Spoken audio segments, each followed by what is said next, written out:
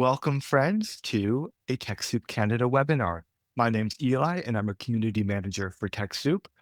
Today's webinar is called Own Your Future, and we're going to dig deep into data sovereignty and digital autonomy, specifically for Canadian nonprofits. But of course, nonprofits everywhere, depending on what their values in their work, may very well be interested in some of these same kinds of questions around owning your data and being truly autonomous in your organizations and not having others potentially control what you can do and how you can do it. What we're going to do today is look at the real risks that US-based cloud dependence can have for organizations and some of the practical steps you can use to move your key data systems. That's things like your websites, your collaboration tools, your AI workloads onto Canadian hosted or potentially self-hosted solutions.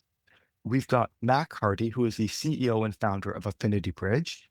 And Mac's commitment to using technology for good is what inspired him to found his organization back in 2005. He's got a long-standing dedication to open source technology, and he believes in collaboration over competition, which informed his business decisions and the way he works. And you're going to see that in this presentation today. We've also got Damien Norris, who is the CTO of the CanTrust Hosting Cooperative. Damien is a second generation system administrator, and he started working with the internet before dial-up access and the World Wide Web were a thing. He spent the 90s and 2000s working as a programmer, a network administrator, a systems architect, and a chief technology officer at several startups. But as sometimes happens, it didn't quite work for him. So Damien said he needed to have projects that were really empowering people in communities. So back in 2009, he co-founded the CanTrust Hosting Cooperative with a mission to help like-minded social economy organizations thrive by providing access to fairly priced open source technology applications. Hi, everybody. I'm Mac Hardy. Damien and I are really excited to talk to you today about this. I'm also one of the co-founders at CanTrust Hosting and one of the worker owners. And just a bit more about CanTrust. CanTrust is a unionized, worker-owned digital services cooperative. We focus on hosting and a bunch of delivery of open source tech. And Damien will tell you all about that today. And then Affinity Bridge is a B Corp, and we're all in Vancouver here, but it's really nice that people are here from all across Canada. So nice to meet you all. So yeah, here we are, co-founding away. You can tell by my sideburns in this picture that this was a while ago. When we were first putting machines into a colo in Burnaby, the way we operate is that we run everything from the fiber. We rent the fiber, but we run the rest of the stack behind it. So you're running hardware and software in Canada that's wholly owned. And yeah, so if you want to check out our websites, please do, cantrusthosting.coop and affinitybridge.com. A little bit about what we're going to talk about today. We're going to talk about, this is just the general menu. We're going to talk about what are the risks of relying on services that we don't control. We do this all the time, and we'll get into that. And we'll talk about the difference between sovereignty versus residency. You hear a lot of people talking about, oh, the data centers in Canada, at least that's what Amazon told us. And we'll talk about what the difference is in terms of reach and liability there. We'll talk you through a framework for transition to a more autonomous positioning, and we're not saying do it all at once. We'll talk about that kind of an incremental approach, a little bit about what open source is and what some of the services are that are available out in the world from an open source perspective and who's leading that. And then I'll tell you a little bit more about AI kind of policy and just having some agency over the way that you're interacting with AI. It's really hard to maintain that in this current hype cycle. But the good thing is everything's getting better all the time, both on the self-hosted and open source version, as well as the commercial offerings that change. And then we'll get into what does an exit plan look like. Then we're going to open this up to discussion. I will bring this over to the why should you care? I thought you cannot live with the live mutual benefit through integration when integration becomes the source of your subordination. That speech at Davos was wild this year, but right on the money when it comes to the way we think about why we need to be in a data sovereign way. Damien, I'll turn it over to you for the next slide. Hi, everybody. All right. So the first part we're going to discuss is the risk factor, risks for nonprofits. And this is really the most important thing to keep in mind throughout the whole process. And it should be pointed out right at the start. One of the most important risks is the organizational risk to you by making a change. So All of this is fine and dandy and a great idea, but you have to not rush through it and in the process, blow up your organization and make it impossible to work. We'll mention that a little more later on as we get through here. But yeah, these are the three main ones. First is that your sensitive data, which is all sorts of stuff, but as a nonprofit, it often includes information about, say, your donors or perhaps the communities that you're serving. This stuff might be housed on Canadian servers, but those servers, if they're owned by a foreign entity, are still subject to foreign laws. And we'll go through that in a little more detail next. Vendor lock-in is a term you may have heard. It basically just means that it's hard to change providers. And that's not a coincidence. Most of the big commercial offerings are built that way on purpose. It's very much a Hotel California situation. Everything's great. You can decide to leave, but when you actually try and go and leave, you may discover it's a little more involved than you think. And that's really going to be a lot of what we go through today is the whole planning aspect to all of this. It's not something you can just wake up in the morning, decide to do and have it done by lunchtime. Quite the opposite. And then lastly, when you need to move your data, if suddenly that becomes a problem, you have to realize from the first two steps that it isn't going to happen fast. And that's one of the reasons you want to have a plan and develop it and so on. And again, we'll go through that more in detail as we move along here. These are a couple of the legal risks that we mentioned in the first. There's really two laws that are quite scary. The first is the Cloud Act from 2018. And that allows federal law enforcement in the United States to compel US-based technology companies via a warrant or a subpoena, they don't necessarily need a warrant, to provide requested data stored on servers regardless of where they are. So that includes servers that aren't on US soil. And then there's this one. This is an old one from 1978, the FISA, Foreign Intelligence Surveillance Act. That basically permits the three-letter agencies and also the Attorney General, which is a little frightening because that's Pam Bondi right now, to jointly authorize targeting of non-US persons reasonably believed to be located outside the United States. And these two laws together combine into this next part we're going to see here on the next slide. So I'm not sure who's old enough to remember this the first time around. So these were leaked by Edward Snowden back in 2013, and they talk about the United States' surveillance problem, basically, what they're doing to collect everybody's information. And technically, there are legal safeguards, which mean they're not supposed to target Americans, and they're only supposed to do this when they need to. But in order to have this system, obviously, everything is being recorded and wiretapped. It's not possible to do this after the fact. For agents to be able to look up with the Google search like tool anything you want, all of it's being stored, which opens the question of where is it being stored, how responsibly, and so on. And then, of course, this stuff is from 15 years ago. We have to imagine what this looks like today, powered by AI, because there's been nothing to stop it and money poured into it nonstop. And all of it is top secret. Everyone involved promises not to talk about it. So you might recognize a vendor or two on this list. There are new vendors that are on the list now that we haven't seen a new slide deck from 2026, but you can bet every vendor you use is on there because they're compelled by law to be, and they're compelled by law to keep it secret. So that's kind of scary, but just something to think about. Next, we're going to just talk about the difference between data sovereignty versus residency. So you'll hear all of the big hyperscalers are pushing to make sovereign offerings. They talk about having their equipment on Canadian soil, and they're making a lot of inroads in Europe with this, where it's a lot more illegal to use any US-based stuff. And they're trying to sell everyone on this idea that we'll build it sovereign in your country, and so it doesn't matter. But that's not the same as it being from a Canadian-owned entity that isn't subject to those laws we just saw. Because any American entity, regardless of where the servers are, they're still subject to those laws. They're still subject to the secrecy part of those laws, which means if they give up your information, they're not allowed to tell you. None of that stuff applies in Canada. We don't have those laws here. We have a high expectation to privacy. We're well known around the world for that and those principles and how it applies digitally. In Canada, obviously, a service provider can still be compelled to turn over information, but it needs to have a proper court order. And there's no secret gag order thing. You can tell the people who you're turning over the information for, hey, we had to turn over the information. There's a big difference in whether or not the data is really safe. And depending on how paranoid you are, whether or not you think it's all just being copied and recorded.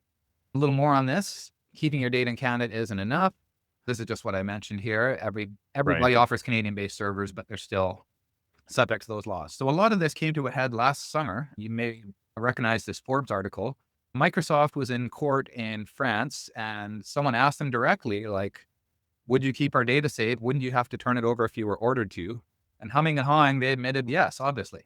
And everyone freaked out. But it's actually been like this for a very long time. But it's very good to know that people are more aware of the issue now, and it's definitely pushed this whole current interest in data sovereignty.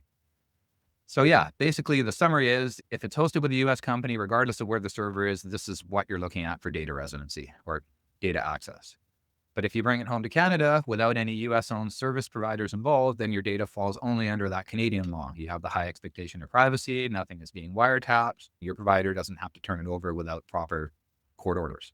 So we got another Carney quote here, last one. Collective investments in resilience are cheaper than everyone building their own fortresses. And you'll see how that applies to the open source part we're about to talk about. And now we're going to talk about the path to autonomy. So as we mentioned at the beginning, this is more of a journey than a destination, to be honest, for most organizations. Unless you're lucky enough to be starting fresh and then you don't have any vendor lock-in to deal with, you're going to have to look at this as a long journey and a process and plan it all out.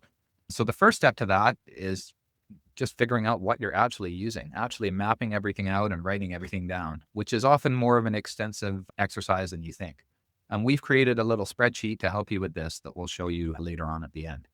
Step 2, once you have everything mapped out, is to look for Canadian hosted or owned alternatives. So that's for each thing on your list, your email, your cloud drive, your DNS, your website hosting. In every case, you want to look at what alternatives exist, but you also want to keep in mind how hard it's going to be to switch, because that's going to be part of your decision matrix too. And then thirdly, prioritize your transition based on risk. So here we're talking about two types of risk. One is risk of your data. Is your data a whole bunch of information on a marginalized community of refugees, for instance? That's one thing we're working through right now, is creating a community like that can get off WhatsApp. Or is all of your private data very sensitive and you want to keep it private? Or are we talking about your website where it's all basically public info on the internet? That's one that's maybe a little lower risk. And then the second kind of risk to worry about is the risk to your organization of switching, of course. So again, this stuff doesn't change easily. Vendor lock-in is real. And it's not worth doing this if your organization will cease to function and go bankrupt as a result. So you have to take it carefully and just plan is really the bottom line.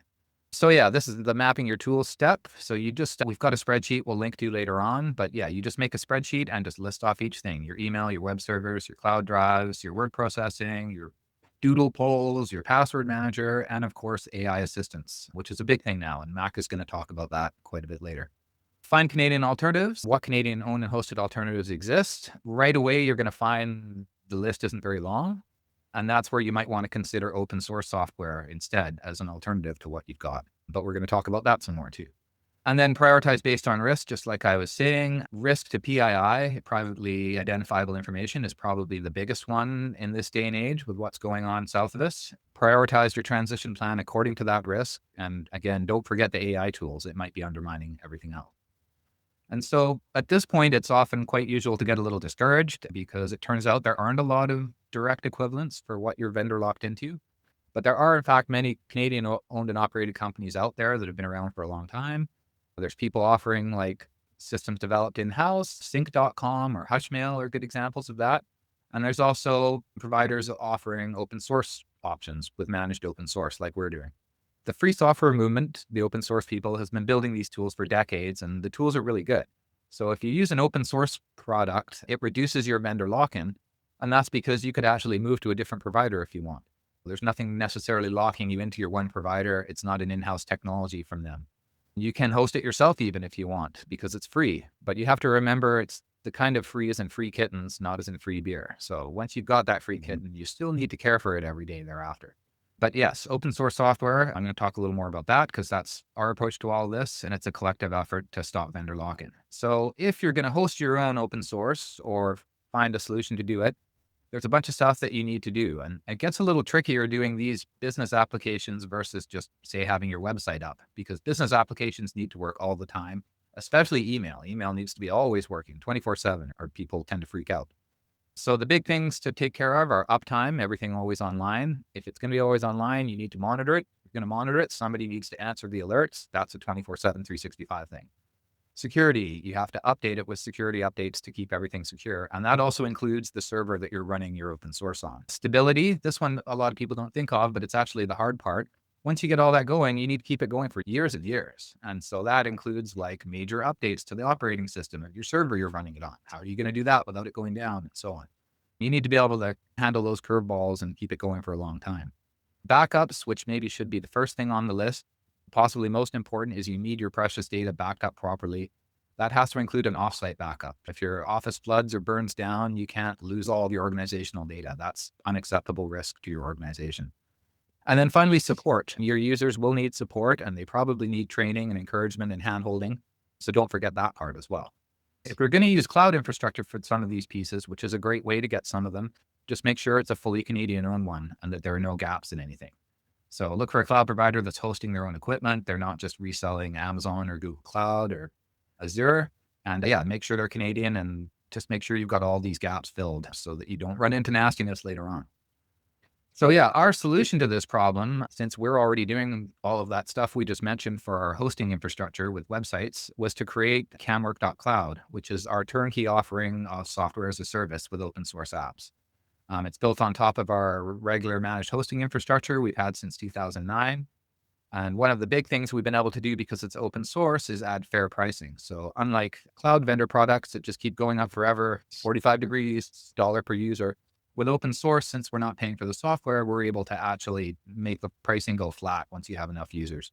Put you on a dedicated server. You only pay per server resources, not each additional person, because that's an artificial pricing scheme invented by the corporations to make the most money, which I guess is fine and dandy when their customers are also corporations making money, but it's a real problem if you're a nonprofit and you don't have that kind of revenue to support it. This is the open source solution we use as like the core of our CamWork Cloud offering. It's called Nextcloud. I'm just going to zoom through this quickly. You'll slide so you can read through it. But some of these are like the things that check the boxes for us. So as we evaluate which open source products to host for people, we take all sorts of things into account. And some of these things listed here are like the things that you want to have boxes checked, and Nextcloud checks absolutely all of them. But yeah. And we'll just go through a couple of the features in here along the way. Do you want me to do this or want to? Yeah, sure. I'll swap over to Mac. Okay, yeah. So just this is mostly within the Nextcloud umbrella. Some of the places where you see predatory pricing for user seats would be in obviously using Google Workspace, Office 365, and also Dropbox, where they charge everybody the same fee to look at one file. Where we see a lot of advantage here for Nextcloud customers is when there's a large number of users. Even if you need a large resource base to run it, your cost per user goes down significantly, which is great. Yeah, just some of the things that you can do here would be like Drive and Office. So this is like shared files, shared file structures, and then collaborative editing in sheets, presentations, and document writing. The editing is using another open source package, which is part of Nextcloud called Collabora, which you may have seen in the past. There's also a polls function, replaces Doodle. It's built in. There's also a password manager called KeyWeb, which is based on the KeePassX protocol. We have seen disclosures on some large password management tools in the past, although it seems to be calming down. This would be a place where you could keep passwords in an encrypted vault for your team. Alternatives around analytics.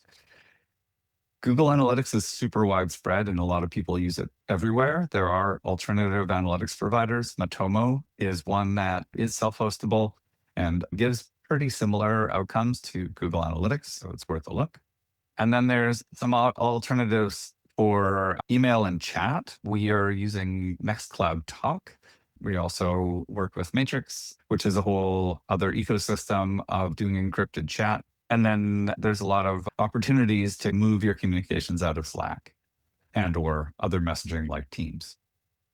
So something that's not mentioned here is video meetings. So there's also Big Blue Button and Jitsi, which are self-hostable opportunities to have like video calls, multi-party video calls with screen sharing and chat and all that stuff built in as well. Any notes on that, Damien? All right. So yeah, let's find the Canadians we want to work with other than ourselves. I mean, DeFranco quote, I don't need anyone to hold me. I can hold my own. You really want to hold it all yourself, which is why we're better together. But I'm going to talk a little bit about AI agency. And what I mean is not how to use agents to do AI. What I mean is how we assert our own personal agency over the AI tools that we use. And so one of the questions that comes up when you start bringing your organizational data into AI is that the question of disclosure and training. So where does this data go? Who has access to it? And then how do we maintain our own control over the outcomes that we build using AI as well? So I want to talk about a few of the key considerations for adoption of AI tools. This is very light. And if anyone wants to go deeper on this, I have a recorded talk about this from the Activate conference at Hollyhock, and I'm happy to send you that as well. But generally, when we're considering organizational adoption of AI, you want to focus on understanding how to govern that and figuring out whether or not you have oversight on it, and then managing the risk of shadow AI. And I'll just talk about each of those. Shadow AI refers to the moment when there are all these free tools like chatgpt.com or claude.com, where people are just able to use a free tier or a cheap tier of one of these tools, and they're very fractional. And what happens there is you end up getting data leakage. If you don't have company-wide AI tooling, you don't have policy around the way that your team should be using AI, sometimes people will be like, I just fired that into ChatGPT and I got my email, I worked on that proposal in ChatGPT, but there's not an assurance that data is being protected. Now, some of the ways that software is licensed, if you buy the Teams plan for Cloud for Work or ChatGPT for Teams, is that they promise they won't take your data and train on it, but we are healthily skeptical about those sorts of things. And so some of the ways that we might face risk is if our team is, I just need to get this thing done, and they take personal data or customer information and they expose it through here, we kind of lose control over that. Also, if we have like business strategy or know-how that's going through there, then that's a whole risk factor as well. So the way that we can mitigate that is to create a policy. Having some clarity in your policy. There are a lot of example policies. There's a great example policy from Higher Ground Labs. Higher Ground Labs is an organization that funds political tech products. I can put a link in the chat after this or send it out with the slides if you need a baseline policy to use. But generally, we want to manage the tension of just like privacy and with this permission to experiment, because whether we like it or not, AI is here to stay and it's coming, or the hype is real. You can get really good outcomes. So really what we're trying to do is find ways to use it responsibly. So you need to provide a flexible policy, but you need really clear signals around don't put private data into, don't put PII into foreign AI, really deciding what is acceptable within your organization, but leaving enough room that people can experiment and feel like they have guidelines. The other thing you want to check on is making sure that whatever tooling you're using is observable. So one of the problems with the shadow AI problem is that you don't know what has gone out where, and you don't have the visibility across the team to see who's using what and what's working. So some of the other tools, like we'll talk about in a minute, you want something central where you can see what's being used and then have some idea around a security assessment, and that centralized access is really helpful. That's kind of AI adoption in a real nutshell. There's a lot more to unpack in there. One of the reasons that we're talking about this is we're trying not to feed the bears. So we want to make sure that all of our data and prompts and private data is not going out to the wrong places. Some of the ones that we worry most about will be these ones listed here. There's been some amazing technical advances with the outputs of these models, and open source is always catching up. And this is part of the you can't do it overnight comment is, yeah, you're going to have to, like, if you want that OpenAI Codex 5.3 code outcome, or it's like magically doing all your things, and to self-host a model like that is substantial. But at the same time, when it comes down to alignment, where we're talking about what are the long-term goals of these organizations, I think as progressives and nonprofits and people who are interested in collective benefit, they are not aligned. That doesn't mean we shouldn't take learnings from them, but I think that we're got to be cautious about what boat we're in. We may not have something that's on the scale of OpenAI or Claude Code or Claude Opus 4.6 in the open source space, but in a year, like just watching how much this stuff is evolving, we need to be ready to move. So I just want to talk about that a little bit. I'm going to talk about some open source models and some ways that you can actually just explore what these are. Okay, so LM Studio, one of the overwhelming parts of this for normal people who aren't super programmery is they want to run a local model, but they don't necessarily want to get in the shell and do a bunch of programming. LM Studio is a downloadable desktop application, and then you can put a model that you download from Hugging Face, which is this community of open models. Llama is one of the local model containers. You can install this on your machine. You do need a machine with a lot of RAM. And this can be a limiting factor as well. And all of these have the problem of not being a shared space because they don't share embeddings. They don't share the knowledge. They don't share context essentially across the organization, but they are highly private. This is a thing called Open Web UI, which looks pretty familiar if you used AI chat. What this is essentially is for a self-hosted model like Olama. This would be a web front end that you can put on it and have it talk to your model. So you can see here the same thing you'd expect to see in any chat. You would see those new chat, and then this is the model selector. So this drop down, you could have any number of models running. This is on our R&D server that we're running at CanTrust. But this is the sort of open source where it's like mimicking the rest of what's out in the world and chasing the state of the art, as it were. So there are some opportunities around this. There's also something called Onyx, which is very interesting. We are kicking tires on this over at CanTrust. We're not selling this yet, but essentially what this does is provide a central place for your team to do AI type work. You can connect it to your document stores.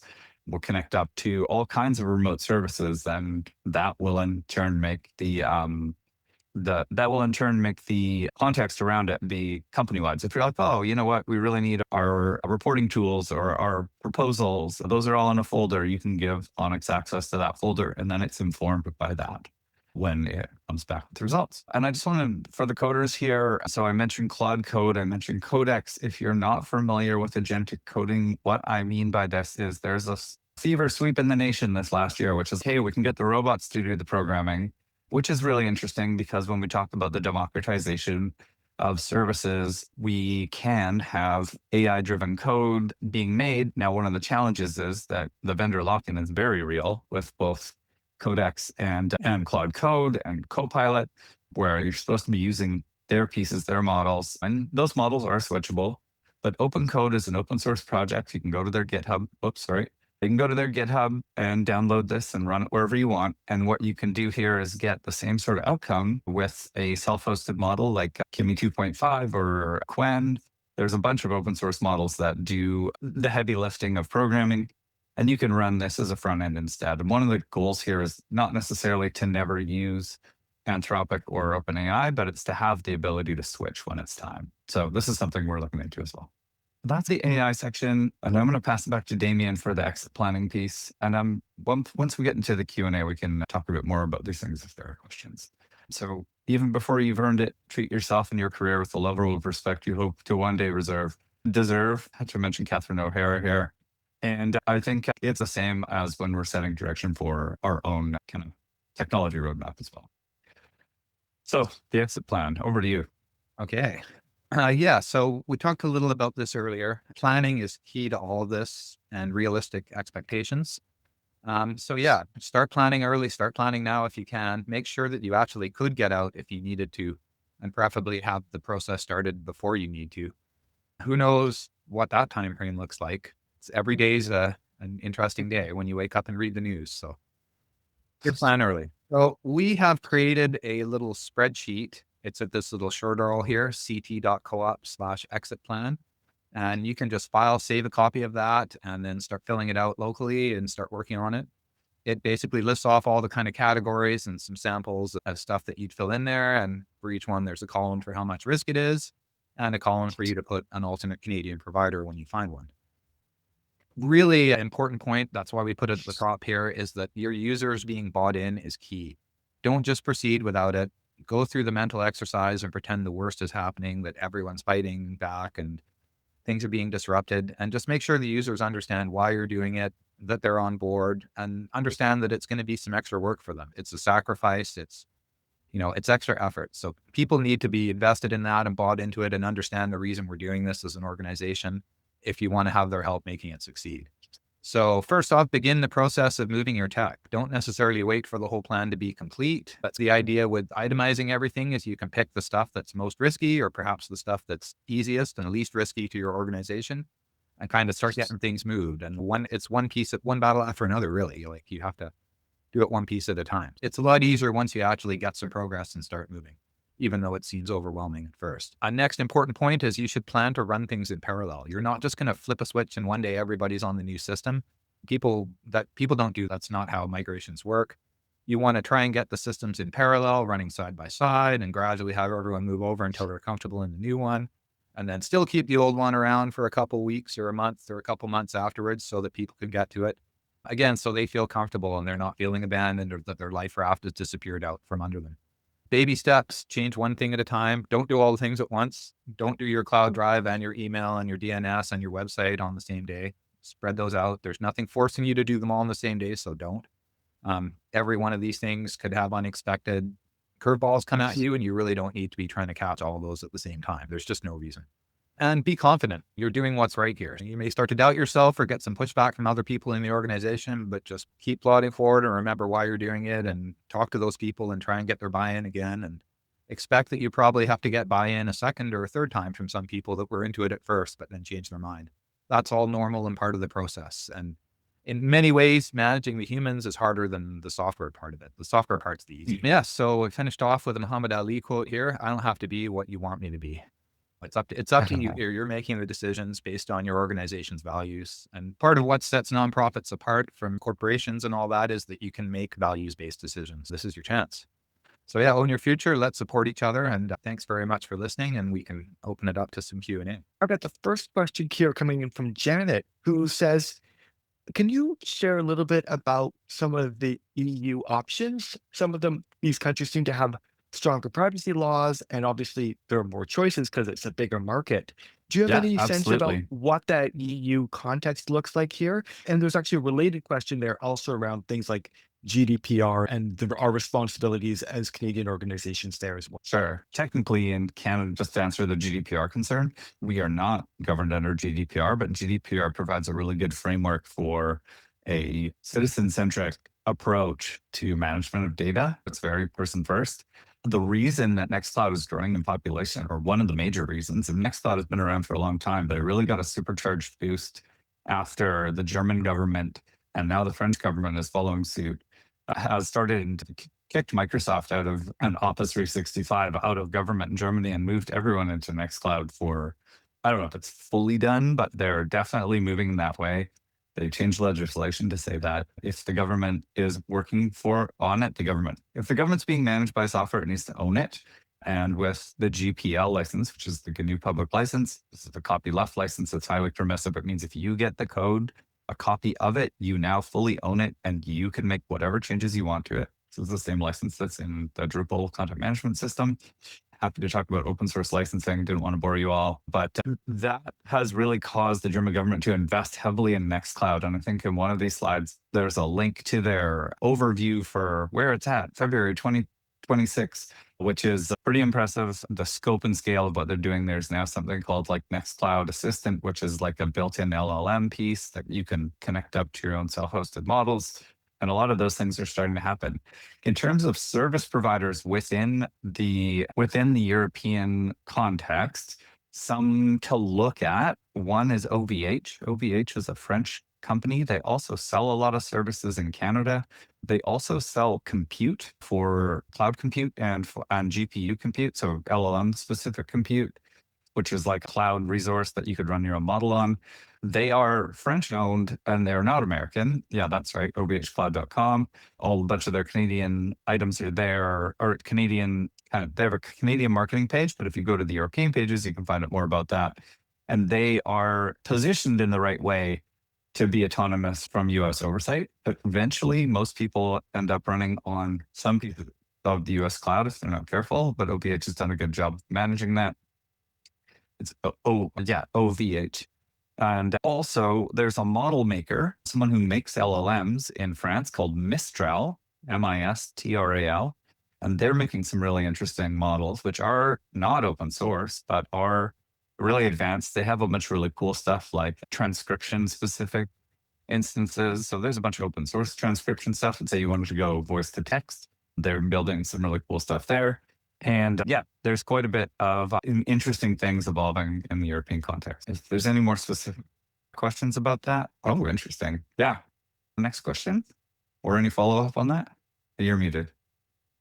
Yeah, so got a question here from Gaurav who says, what are some of the email options that we can explore for taking our email self-hosted? Yeah, there's quite a few. There's not as many as we wish there were. First of all, there's some old school Canadian hosted email platforms out there, like Hushmail is a good example. They're from Vancouver. They've been around since the 90s. It's basically email is what they do. It's got crazy open PGP encryption built into it if encrypted email is your thing, which is something that really should have taken off more than it ended up taking off, in my opinion. There are also a lot of open source options, not as many full featured ones as we'd like. There are some core technologies that everything uses, a server called Postfix and another one called Dovecot. And then there's a few options that provide a web interface on that. We're using one from France called Modaboa. But really excitingly, when I was checking out the Nextcloud stuff a few days ago, it looks like they're getting behind a new one that's just being written now. It's almost at version 1.0.0. It's called Stalwart, and it looks really impressive. It's got like every feature under the sun. It's very modern.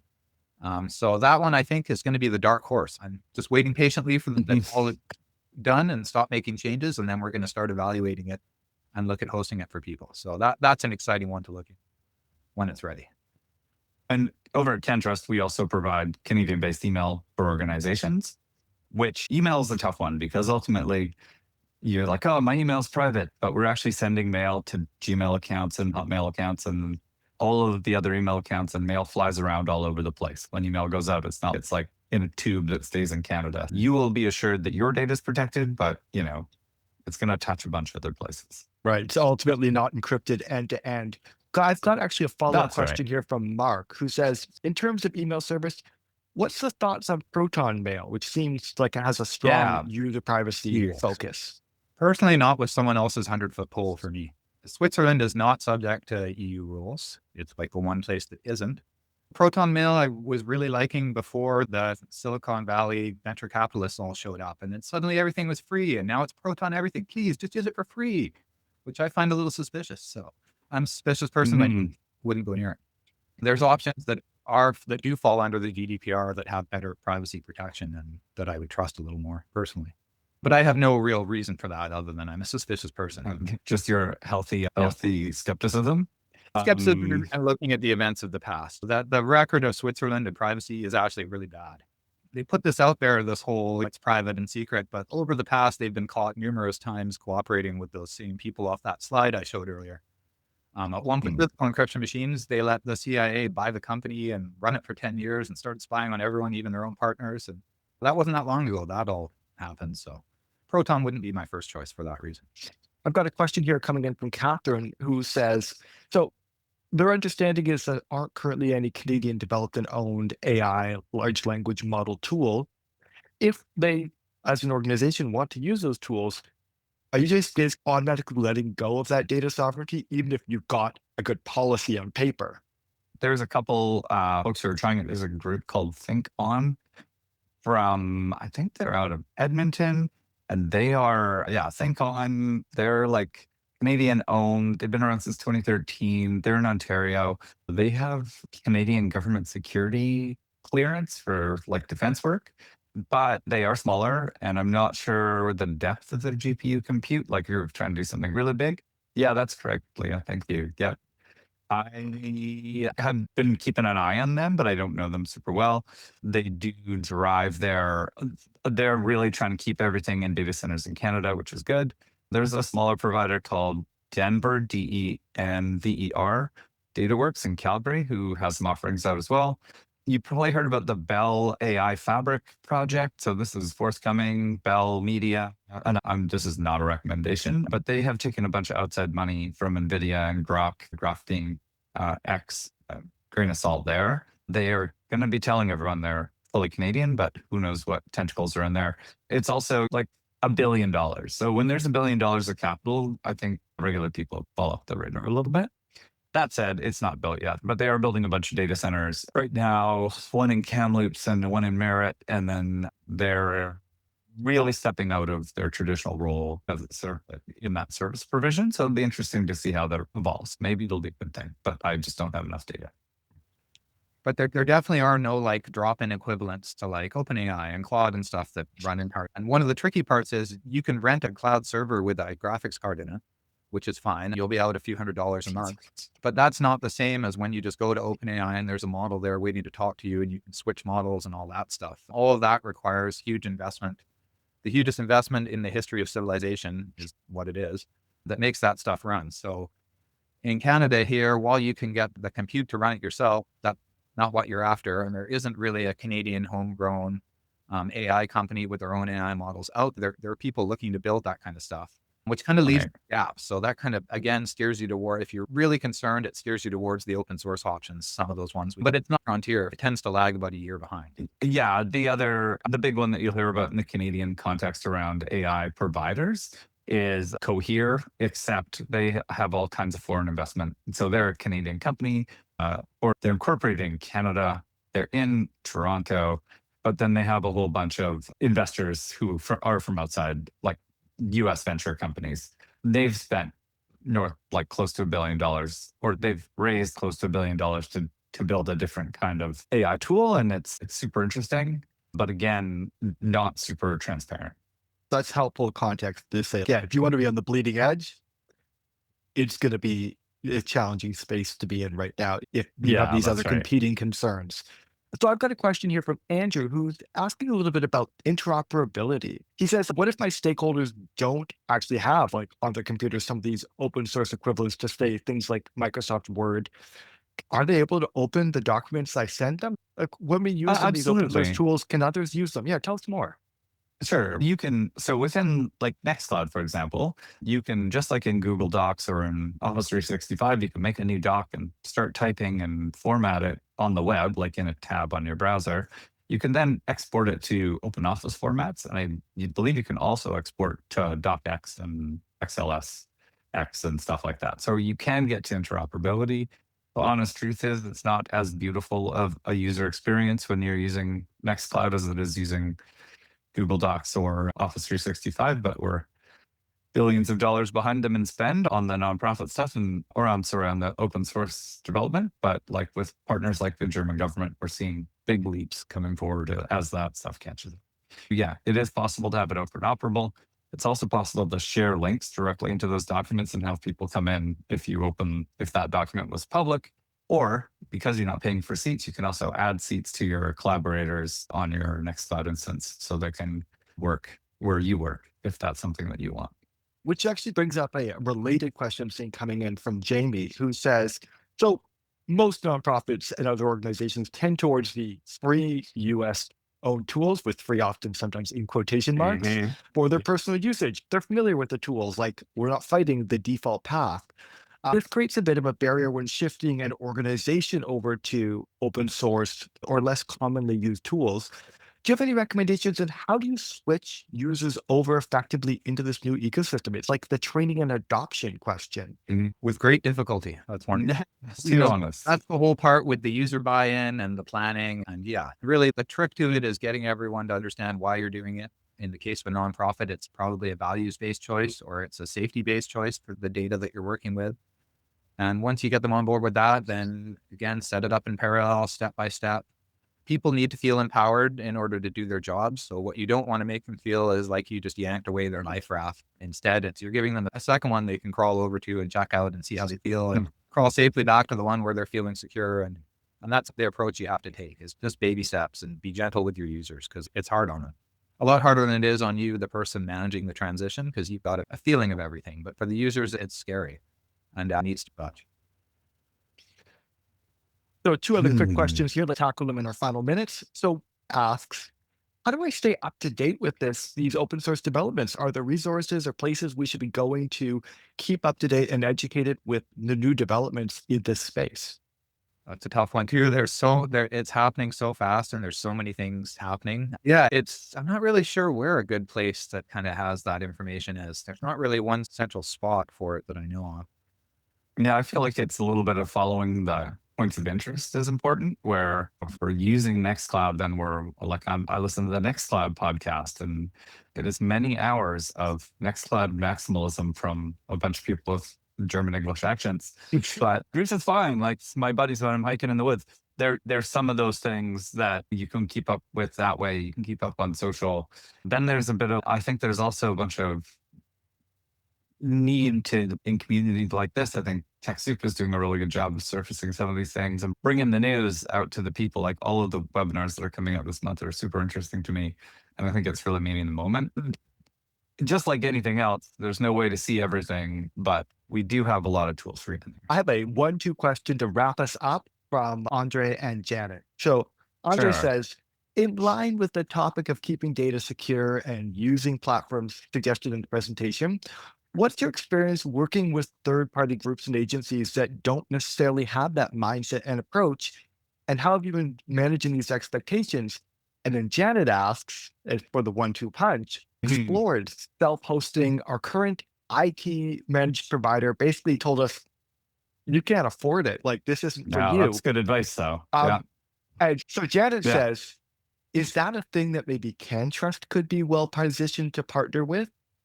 Yeah, That's absolutely. basically, exactly what CamWork Cloud is. That idea is all that stuff I listed on that beating the kitten slide. That's what your IT provider is talking about. You probably can't afford to pay them to do all that stuff, but we're doing all that stuff anyway for everything else we're doing. So we're able to affordably extend that to you at like pricing people are used to, $5 a If year. you specialize in that, it's not like you have to kind of get up to speed on like your current managed Yeah, service yeah. provider. We spent We're- years getting that down to a science. And so we're basically, because of that is why we're even able to offer this at an affordable price for people in a generic way that anybody can use. And that's what we're trying to do, is just remove the barrier to entry. And we're by no means the only solution. Like, people who have those in-house skills or want to take it on, we're fiercely encouraging people to do that too. But just make sure you've got all the gaps covered. And if you're not sure, then consider a provider to help you.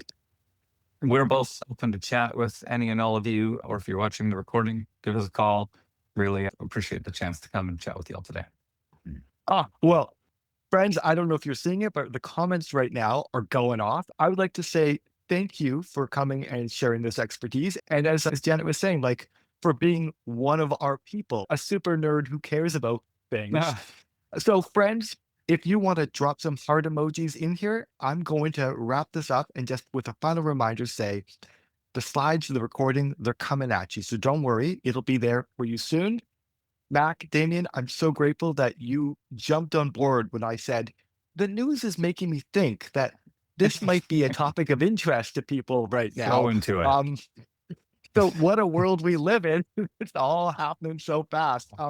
But Riding thank the you wave. to everyone for being here with us today. And I think we're going to come back to this topic in the coming year because I don't think these concerns are going to disappear. Have a lovely day.